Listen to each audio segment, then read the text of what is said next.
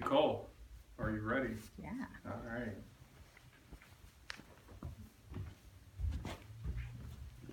Good evening. Evening. Wow, how blessed are we? We get to have a whole sanctuary smell like peanut butter cookies, thanks to Chris. That's so awesome. So let's see. For the past couple months, I've been in your guys' seats eating my ice cream and listening. And so we had January with Reverend Josh, and we were talking about all different areas and aspects of prayer. And then we moved into February, where we got to walk through the kingdoms of consciousness with almost Reverend Michael Heinley.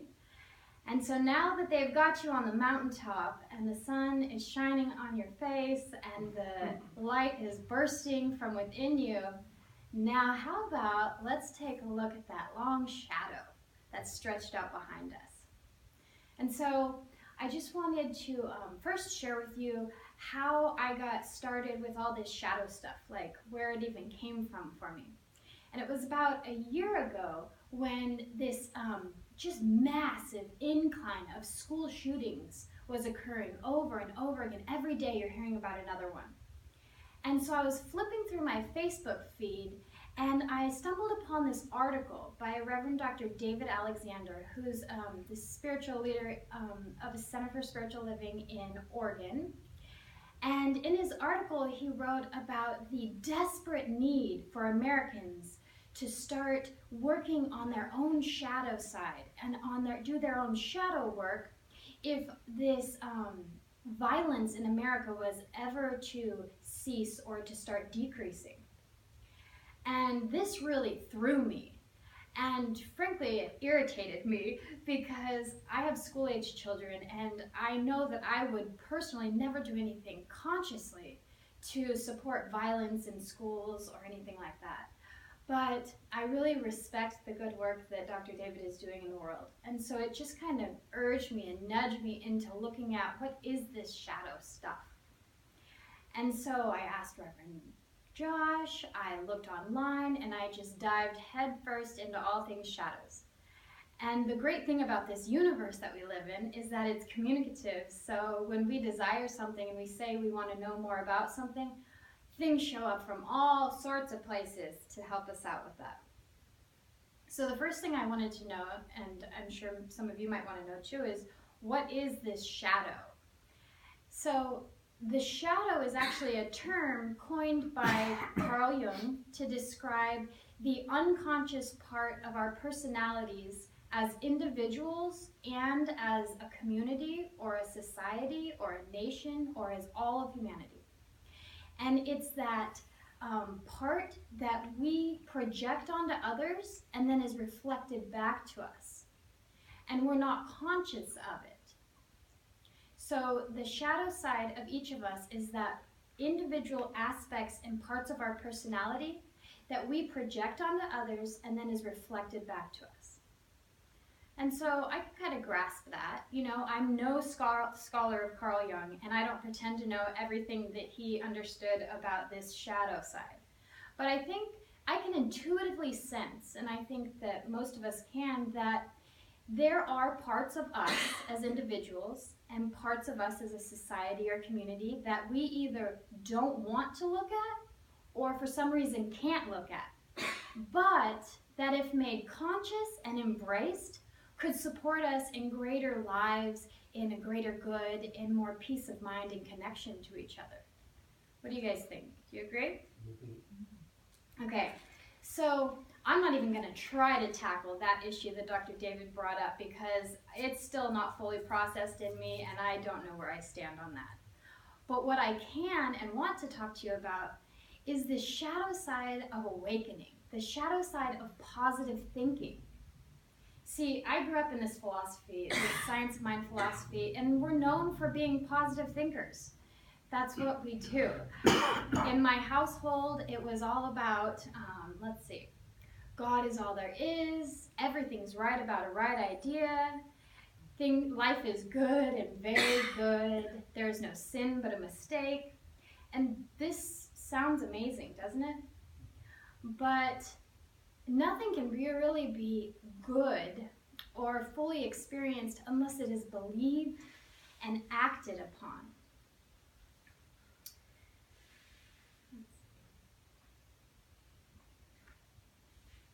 So I believe that positive thinking, that affirmations, that prayer and treatment, that raising our inner vision is the way to revealing our wholeness. But when we're standing with our spiritual bodies face towards the sun, there is a long shadow stretched out behind us. And sometimes life, we know that it's good, but it doesn't feel good. And we know that humans, that people are born good, but our interactions with them do not always feel good, do they? And so, to be honest with you, I've been standing in this light, in this bright light of positive thinking and of prayer and of working on myself for so long that sometimes I don't want to look at my shadows. Sometimes, honestly, I forget that I even have them until something starts nagging me or pulling at me, or I get irritated with something, or I have this experience or situation that turns out completely upside down and crooked, and I wonder how the heck I got into this mess, you know?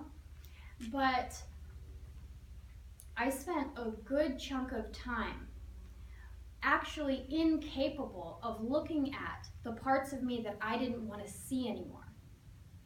And this really served me for a while because it allowed me to put those parts of me in the back seat instead of being my driver. But what I've come to understand, and what I want to make completely clear to you all, is the importance, the absolute crucial importance of recognizing that all of us, that all of our parts and all of our personalities, the depression and the love, the shame and the joy, the compassion and empathy and distress, it is all okay.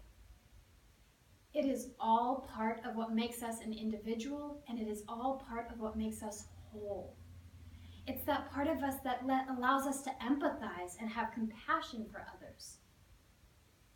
We are powerful beings, and we can powerfully push experiences and parts of us into the deep recesses of our unconscious, and we can let that fester and dictate us. Or we can powerfully open up to consciously and with courage, lovingly look at all those parts of ourselves. And so the next logical question that I asked, and maybe many of you are asking, is, okay, so we have this shadow side, but we can't see it for whatever reason. So how are we supposed to work on it, right? So the most common way that I've learned that we can become aware of our shadows is through our projections. Projection is everything that we do because something unconscious within us is trying to come out. So we don't always say, oh, this is something that's happening to me. This is something that I have. This is something that's going on inside me. But instead we say, hey, look at that guy over there who's being so angry. And there might be 20 guys over there, but I'm saying that one is really frustrating me. And it's because there's something inside of me that I haven't quite looked at or been aware of that's reacting to it. And there might be some anger inside of me. Another one that we might be a little bit more common here is when we say, wow, look at that person. Look how amazing they are and beautiful they are. Man. And the thing is that we don't realize that we couldn't be aware of that unless it was already within us. And so we develop jealousy, whether we're aware of it or not, and jealousy is a poison to our bodies. And it's all because we are not aware that we contain all that we see. Another very personal example is my relationship with my mom. Oh my goodness. Okay, so we had we have this back and forth projection thing going on where we both think that it's impossible to please the other person or that the other person is mad at us. And we've had this issue for as long as I can remember. But it wasn't until someone else made me aware and helped me see that I have a false belief within me that I can't please the people that I love the most. And it was once I saw this shadow, once I could embrace it, that the next time that this came up and I was like, oh, it's so hard to please her, I say, wait a second, this isn't really about her at all. This is about me. And that's when I get to do my shadow work. And so I recognize and that knowledge, that awareness is the key. And so I'd like to share with you this passage by Howard Thurman, who's a great theologian, and it's called When Knowledge Comes. The setting is the Garden of Eden. Adam and Eve are the central figures in an idyllic surrounding. All is peaceful, all is innocent. They are told by God that they are free to do anything except one thing. They are forbidden to eat of the fruit of the tree of knowledge, which grows in the midst of the garden.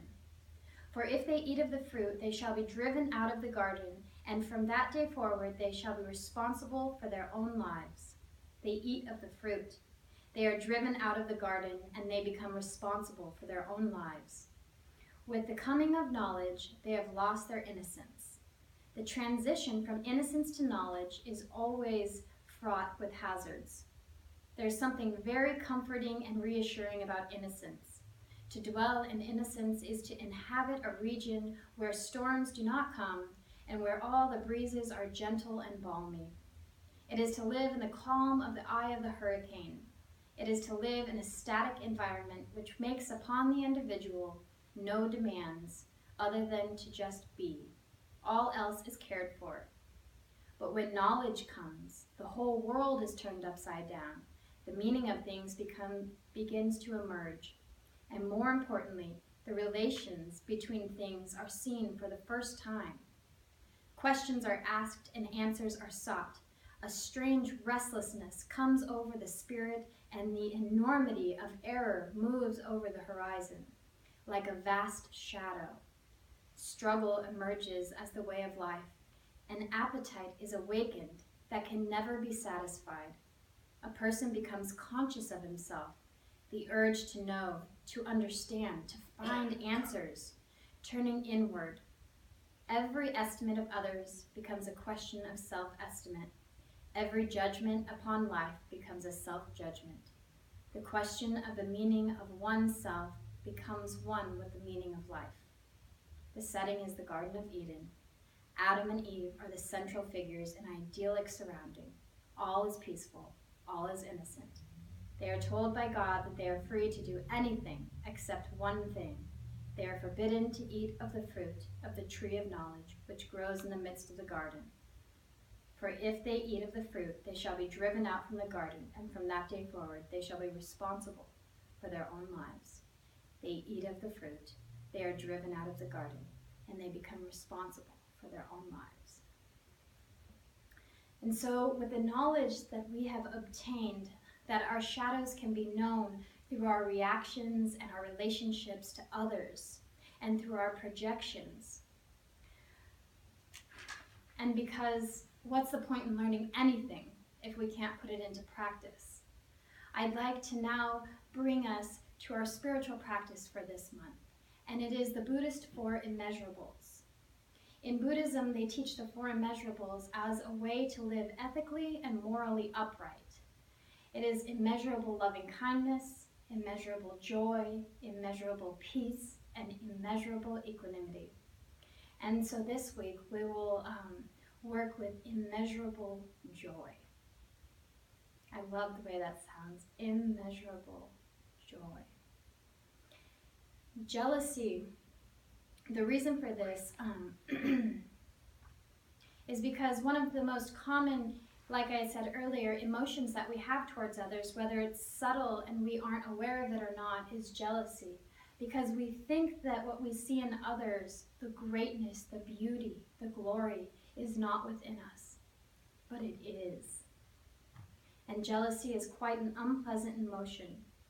And the antidote to it is to rejoice, to really be happy that others are doing well, that they have good circumstances, and that their life is showing up as they wanted.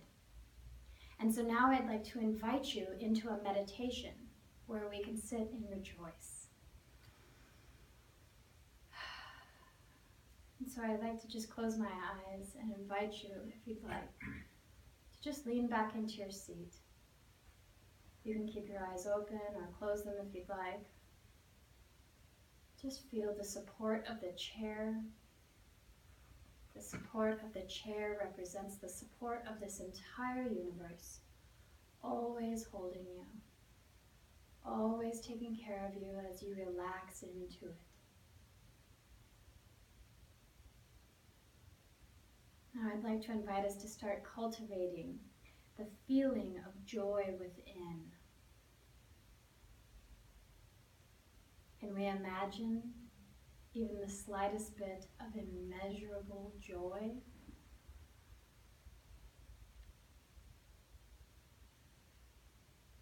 If we have a hard time feeling joy, I invite you to plant your feet on the ground and just imagine a stream of joy energy flowing up through the earth, through the bottom of your feet, into your bloodstream, transforming each cell in your body to a bright light, to a smiling cell of joy. There is immeasurable amounts of joy on this earth right now, and it is ours to take in, and it is ours to use for greater good.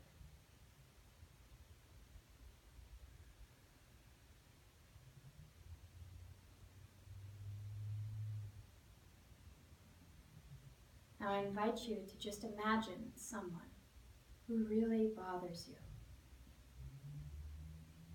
Someone that maybe irritates you and pushes your buttons to the point where you don't really like the way you're thinking and feeling while you're around them.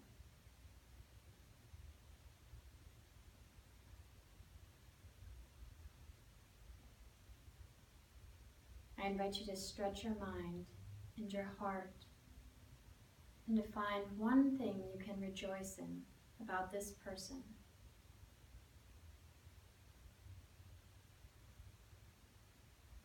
What's one thing they are doing well?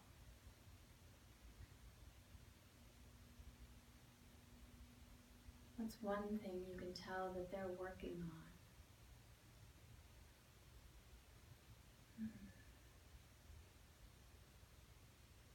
Now, it's not for us to judge how well they're doing at this, but just notice.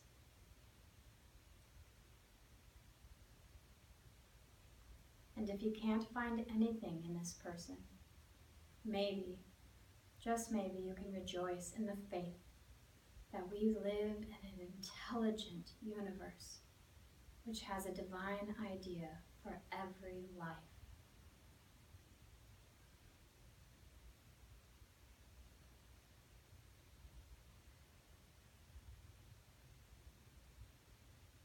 I invite us to just be in this space of immeasurable joy for this person.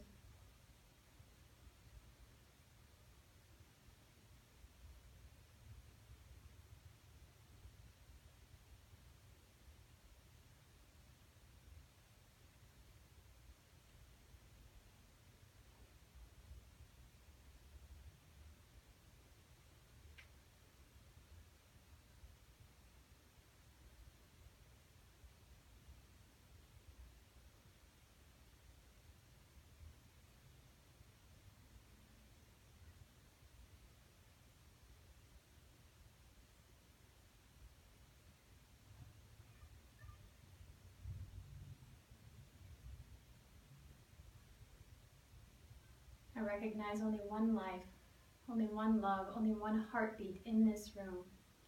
And it is good, and it is God. There is an almighty Holy Spirit living in and through and breathing and feeling and expressing as each and every individual here. Everyone that hears my voice is poured into love, is filled with immeasurable joy. The greatness of God is bestowed upon us as we open our eyes and recognize our truth. We are the sons and the daughters of a mighty, mighty good. We are creations of a divine mind, wanting and willing to express itself through each and every one of us. How grateful are we to get to live this life with authority, with conviction, with passion. How grateful are we that we get to look at all of ourselves, that we get to accept all of ourselves.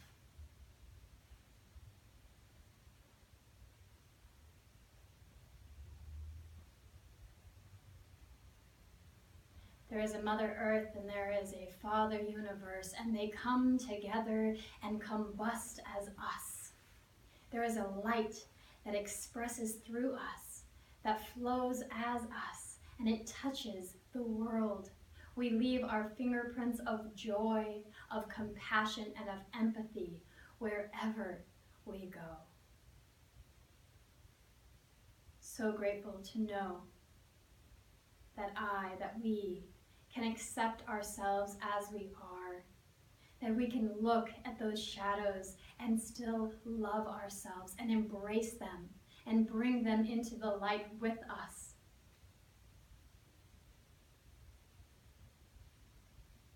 I set my words into motion, and so it is. Thank you all.